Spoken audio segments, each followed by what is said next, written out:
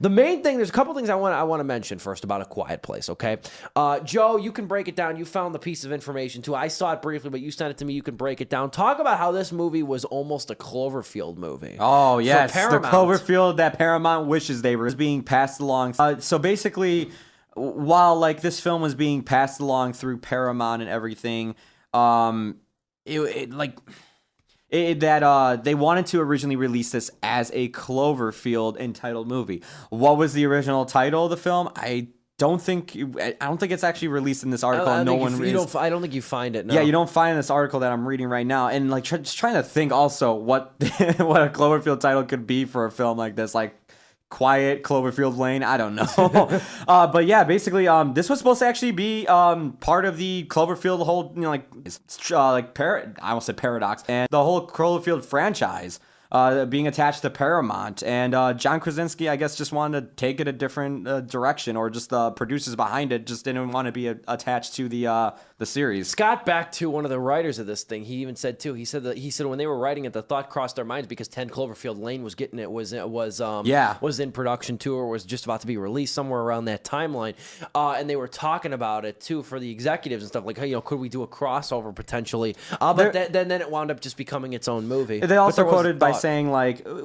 we wanted to make something new and original. We didn't want people coming into this as like, oh, it's a Cloverfield, like, even though they're not sequels, they are like part of a franchise. Yes. They're like, let's just put something original out there. Brian Woods, even the other writer on this, the other co-writer, he said too. He said, we didn't want this movie. He said, we had a really novel idea. He said, at the end of the day, we didn't want to repurpose it for something like Cloverfield. Yeah. But I think it would have been a hell of a lot better than Cloverfield Paradox. And I think it would have been. Oh, God, yeah. And I mean, even the monsters too, like without giving them away, the monsters are kind of like the same quadrupedal life form things that you see similar in the Cloverfield films. When I was thinking of that, when you see the monsters, and by the way, they do a great job with the monster reveal in this movie. They do. Like it's like that classic. They slowly show you parts of the monster or from far away, and you piece it together in your head up until you get that perfect shot of it.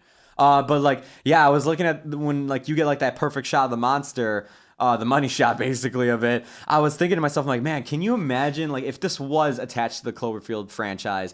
Like those are like what came off the Clover monster and what they grew up into. Yeah. Could you totally imagine like that's one of the things? I really think you could have easily repurposed this into like an origin, or to even like an origin story of the monsters. You know what I mean? Sure. I think it could have worked, or like what happened, like an immediate, maybe like an offshoot, like an immediate aftermath. Because I mean, it couldn't exactly tie into the first Cloverfield movie, just because of logic with sound. But I think that it could have easily been sort of like an off thing, kind of like the Shriekers were to the Tremors franchise, I think, in the second movie, if you remember that, and then the Ass Blasters, as they were affectionately known. But to go more into A Quiet Place, I'm glad you brought that up, though, about that, about the Cloverfield connection, too. I mean, going into A Quiet Place, just talking about specifics of this movie, too. I mean, you know what this movie reminded me of a lot of?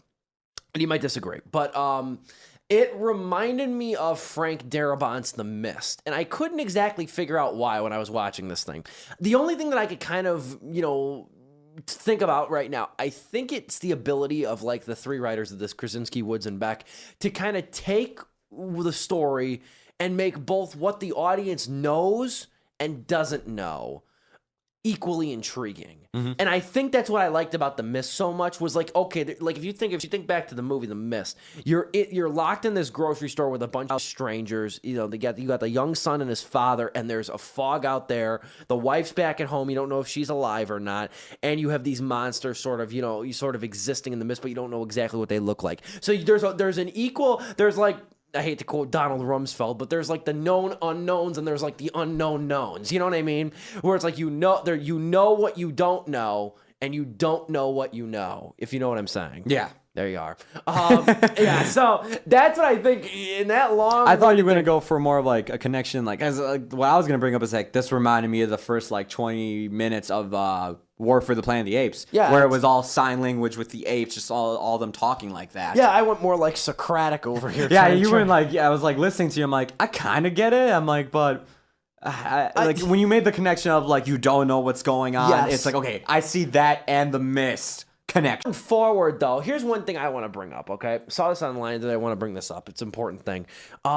you know, one thing I'll tell you right now, this is the struggle of being like a reviewer in high school and stuff like that. I remember I would always try to recommend people like some Jean-Luc Godard movies, some French movies and stuff like that, some off-kilter stuff, and older stuff too. And people were always like, you know, it's got subtitles. I can't watch a movie with subtitles and this and that. Ooh, man, you know how many times I had to tell people, I'm like, you should watch M because M's my favorite film of all time. And it's like, long, they can't sit through it because it's black and white and it's subtitled. This A Quiet Place now, okay? Got a couple moments of dialogue. It is largely cast in American Sign Language, okay, ASL. Yeah. And this thing makes $50 million. People have no excuses anymore. They have no excuses. I would assume that people could have followed this movie pretty well. It's not a very complex movie. No. Okay? It's actually a very well-made movie. I think if it wasn't this well-made, it might have been a little bit hard to follow. It's very mannered. It's very particular in the way that it's shot, too.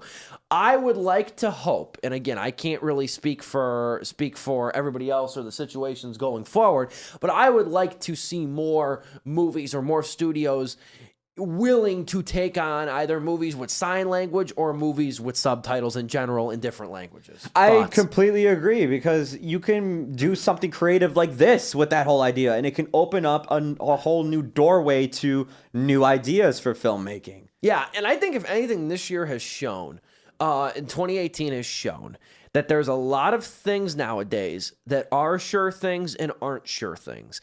Like, let's say this, okay? Like, go back to Black Panther. We knew Black Panther was going to do well.